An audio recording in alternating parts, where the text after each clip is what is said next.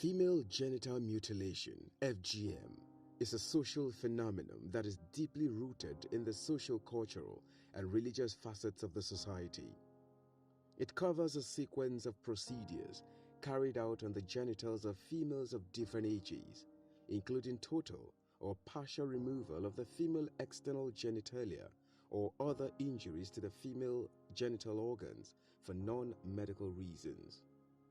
Several studies have shown beyond a reasonable doubt that FGM is more of a detriment than benefit to the mutilated women. I've been hearing about it, but I've not actually seen where it is done. I've not seen a female patient, somebody that said they have done it for the person. You understand? I have sons, I have daughters, but they never talked about it concerning girls. I mean, how is it even how realistic is it? Where are they going to cut? When an organ is mutilated, it means has been abused, cannot perform its expected measure of function. That's mutilation. The vagina was created as part of the human female body. And of course, God created it for a purpose. I'm a Christian, so I gave it from the standpoint. And of course, the purpose is to aid pleasure and comfort in the two involved, the male and the female. Here, mutilation means an abuse. If cutting of the clitoris, removal of the clitoris, which is mainly what I've observed from the past experience, from books I've read about it that describe it, cutting of the clitoris is incumbent on the belief that clitoris produces a lot of smell. It retains smelly body part. And of course, husbands that don't want to have a smelly female partner while having intercourse, and even after in the home as well, do end up cutting, having the clitoris removed.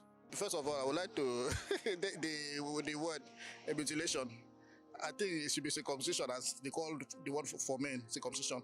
Because mutilation means destroys. So do you think it has destroyer to destroy it? Or is it not circumcision for a certain reason? But aside that, what I heard from some ladies that the advantages of it is that it makes them not to be having the sexual urge too often.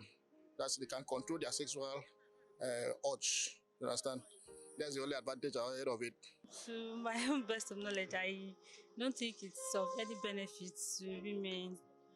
This is because no woman should allow her genital organs to be handled anyhow, in the sense that, okay, you get your genital organs removed for, I don't know the reason, of which it causes more damage to the human system, because I have not seen any good reason for it. The 2006 International Convention on the Rights of Persons with Disabilities, under Article 1, the second paragraph, I quote, it describes persons with disabilities as those who have long-term physical, mental, intellectual, or sensory impairments, which in interaction with various barriers may hinder their full and effective participation in society on an equal basis with others. Now the question is, does FGM leave a long-term physical impairments on the victim or on the survivor? Yes. So that means we can categorize FGM as a disability. So that means FGM has affected me for life, medically speaking.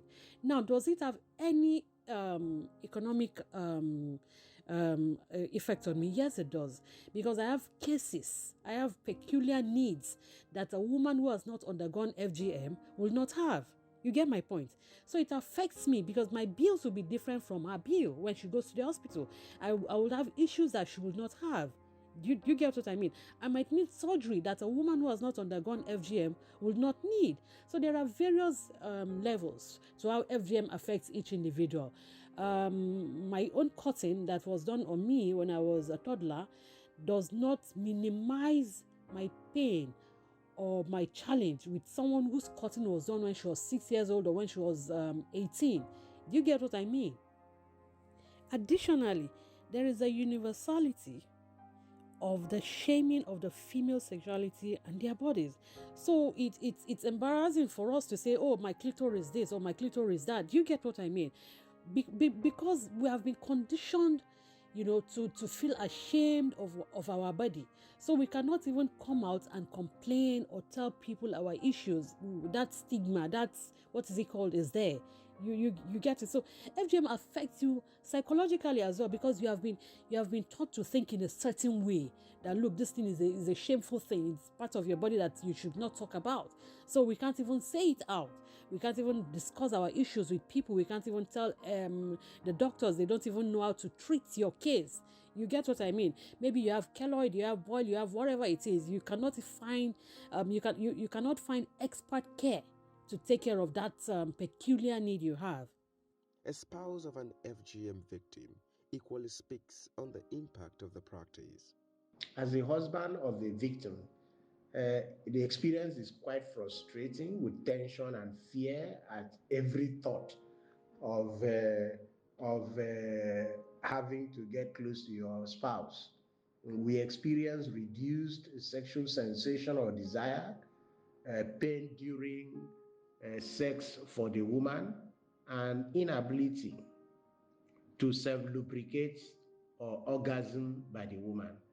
And the anxiety or other mental symptoms of trauma, among other things, is not an experience that you would wish you should have as a man. So when our forebears decided to connive and conspire against our little girls and women, I'm bewildered.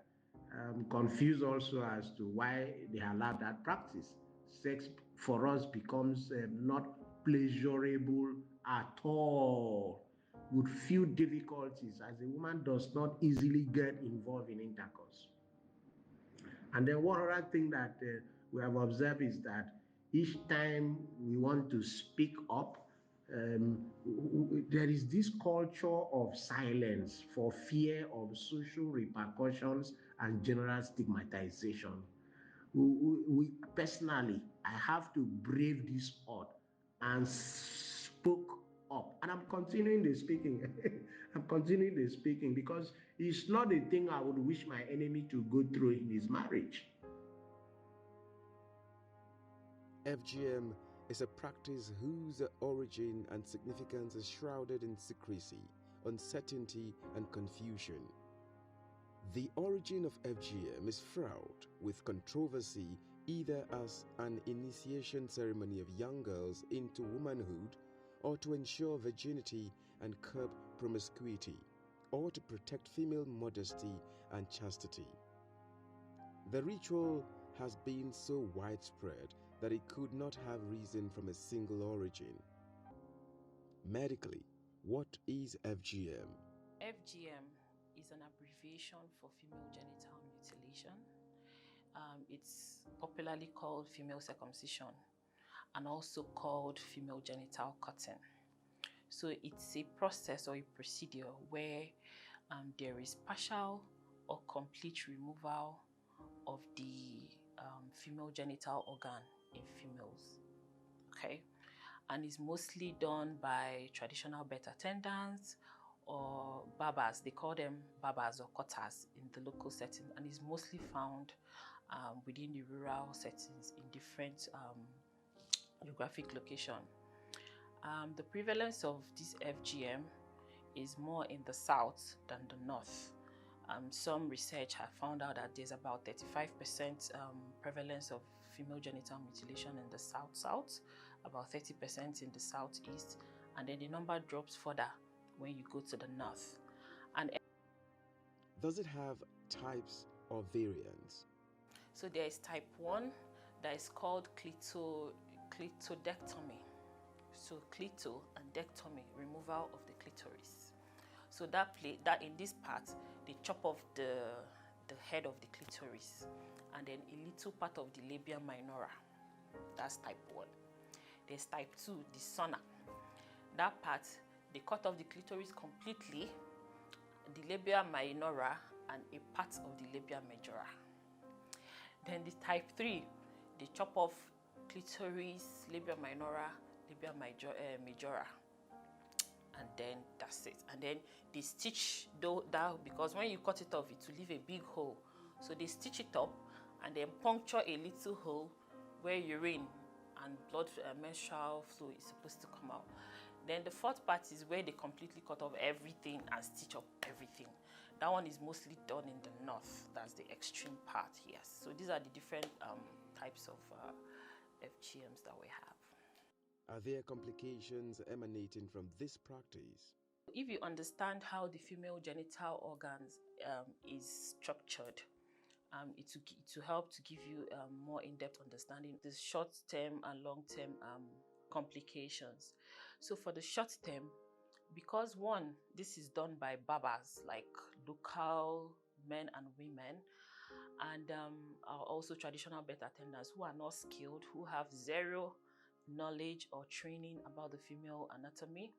So they just go in there and use all manner of unsterilized sharp instruments to cut off, depending on the type of mutilation. There are different types. Depending on the type, to cut off parts or complete removal of these female genital organs. So first of all, hemorrhage, bleeding. So because it's like a mini surgery you're conducting without anesthesia under very unsterile environment. So there is no room for controlling bleeding. So the person or the girl is left to bleed at some point, and they use all manner of traditional ways to control this bleeding. Most times, the girls are not lucky. Some go into shock and they die. So I've mentioned hemorrhage, I've mentioned shock, I've also mentioned death. These are the short-term implications of this. The longer-term implication, infection, different kinds of infection. Imagine cutting off the part of the human organ with very unsterile equipment. You can have pelvic inflammatory infections. Yes. You can have HIV because these equipments are not sterilized. And also suffice it to know that these things are done, there is always like some place everybody in the village goes to have this done. And person A might have HIV, and then you cut, and then you bring the next person without sterilizing. So there's infection, HIV infection. There's also hepatitis, because hepatitis can also be spread, via blood transmission. There's also the risk of infertility. So these are the sexual part of it, the medical or sexual part of the complications, longer term complications. So you can have infertility, you can have fistula, which is where we are specialized in. Yes, because when you do this cutoff, they are not specialists, they don't understand the female organ. Most times, as they are cutting off the clitoris, they chop off the urethra with it and a part of the bladder.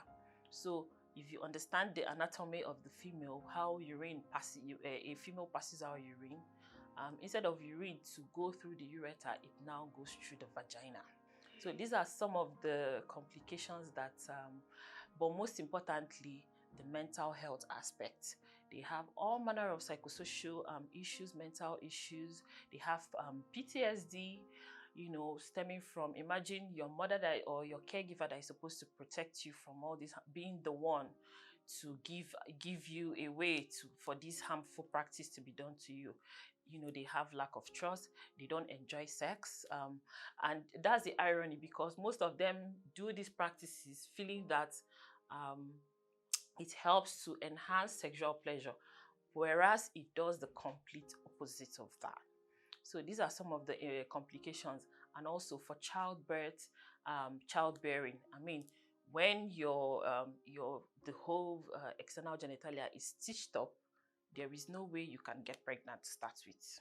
The process of social change in the community with a collective, coordinated agreement to abandon the practice, community-led action, is therefore essential. With improvement in education and social status of women and increased awareness of complications of FGM, most women who underwent FGM disapprove of the practice, and only very few are prepared to subject their daughters to such harmful procedures. For me, type 1 was performed on me, and I still have some sort of complications, which I'm trying to manage. Of course, FGM causes sexual dysfunction, and this is one of the most commonest complications of female genital mutilation, which most survivors of female genital mutilation are going through, and I'm not also an exception of this. My thoughts towards FGM is that this is 21st century, and please, this is 2024. We've been talking about ending FGM since, and it's because you and I have not decided enough to abandon this practice. So if you are listening to me right now, please let us join hands together. Let us take this thing serious. The government is not going to come and stop female genital mutilation. Nobody is going to do it for us. It is you and I that will do it in our community. You are the voice that your community depends on. Let us come together. Let us use our collective voices and our collective strength to end female genital mutilation. Though FGM is practiced in more than 28 countries in Africa and a few scattered communities worldwide, its burden is seen in Nigeria, Egypt, Mali, Eritrea, Sudan, Central African Republic, and northern part of Ghana, where it has been an old traditional and cultural practice of various ethnic groups. The highest prevalence rates are found in Somalia and Djibouti, where FGM is virtually universal. FGM is widely practiced in Nigeria, and with its large population, Nigeria has the highest absolute number of cases of FGM in the world, accounting for about 1/4 of the estimated 200 million circumcised women and girls worldwide. In Nigeria, FGM has the highest prevalence in the South-South, followed by the Southeast and Southwest, but practiced on a smaller scale in the North, paradoxically tending to in a more extreme form. Nigeria has a population of over 250 million people, with the women population forming 52%. The national prevalence rate of FGM is 41% among adult women. Prevalence rates progressively decline in the young age groups of circumcised women. 61% of women do not want FGM, as it is a harmful tradition. Other reasons cited were medical complications, painful personal experience, and the view that FGM is against the dignity of women. However, there is still considerable support for the practice in areas where it is deeply rooted in local tradition. One then wonders, is there no form of legislation against this practice? In 1994, Nigeria joined other countries in the World Health Assembly, and they took a stand to eliminate FGM because it's a breach of human rights and it erodes the dignity of the victims, essentially. So following on, there was a 2012 General Assembly still talking about it, but particularly it said that countries needed policies, framework, allocating resources, sensitization. So following on from that, Nigeria enacted the Violence Against People Prohibition Act, we call it VAP, in 2015. But prior to VAP, there were states that had already enacted their own local legislation prohibiting FGM. We have Ebonyi State, we have Bayelsa State, and 3 other states. But at the moment, VAP is the main law that specifically deals with FGM as a criminal offense in Nigeria. Specifically the VAP Act, but there are other references even in the Constitution, Chapter 4, Fundamental Human Rights, Freedom from Torture. So it can be interpreted widely to include FGM, but specifically, no. What approach is most appropriate to stemming these menace? I see it as everybody comes to the table. At the moment, the advocates are involving the traditional leaders, community influencers, religious leaders, people who are the pillars of community practices. We cannot force people to let go of their beliefs, however good the effect will be when they leave them. So we have to negotiate. It's a roundtable approach. Talk to them, make cases, show them videos of people whose lives have become more complicated, design our advocacy in a way that it appeals to their emotions, bring the examples home, and have that conversation going. We should not relent, because the moment you relent, you miss a generation, and it all comes back even wilder than it was. So I don't see it as a war. I see it as a bargaining table where everybody comes and shows their reason and tie it to their experiences, because whether I like it or not, some of them have lost their family members to these acts, but they are in denial that, oh, they'll probably ascribe it to the gods took her, it was somebody's thing. No, but it's a really, really terrible experience for the woman's body and her future. A lot of trauma, PTSD attached to it, and some of these women become frightened of sexual relations. They just turn off a lot of things. Some of them lose their mental balance. So I believe that we can all sit around the table and make a case for it. It shouldn't be a war. It should be a negotiation point, and it can be done. Is justice enough for victims and survivors of this harmful practice? I believe that it's necessary to have healing circles where generations sit down and talk about this, how it affected them, and actually apologize to each other. Like, I did it because I saw my mother do it. So litigation is not the solution to this, because people require healing. Litigation doesn't give you healing, it gives you a sense of justice. A sense of justice is not going to make these women feel better. They need to heal. So I would suggest going down the restorative justice approach, where we have healing circles in our communities. We come together as intergenerational women and we speak about it, and we apologize to each other and make a stand that it should not carry on because of the effect it had on us. Could there be cogent reasons? There's an association of people whose generation have done the business of FGM, and it's tied to their livelihood. So they too, they came up with their own advocacy point that people should find an alternative livelihood for them. Otherwise, they're going to keep perpetrating it. So there's no one approach. There's multiple approach. Yes. So create alternative livelihoods for the people who have generationally practiced this as a business. Then secondly, be real about the negative consequences of FGM. FGM is bad. FGM erodes the dignity of a girl child, a woman. It affects her attitude to sexual and reproductive health. The trauma is real. It is true that tradition and culture are important aspects of any society in helping to mold the views and behavioral patterns of the society. Some traditions and cultural beliefs and practices like FGM are harmful and must be abolished. A multidisciplinary approach is needed to tackle this deep-rooted legendary practice of FGM. In the southwest, about 30% of the females have been violated through this procedure. Although it is also practiced in the Niger Delta, but mostly in the riverine areas of the Niger Delta, where women are such treated. However, most of these things are done out of tradition, the so-called tradition of the people. Let's know that tradition is dynamic and not static. These are old and mundane practices done with a false impression that it is going to control the female sexuality. But however, science has proven it wrong based on research statistics obtained, that even those who have been so mutilated and those who have not been mutilated are also sexually very, very active.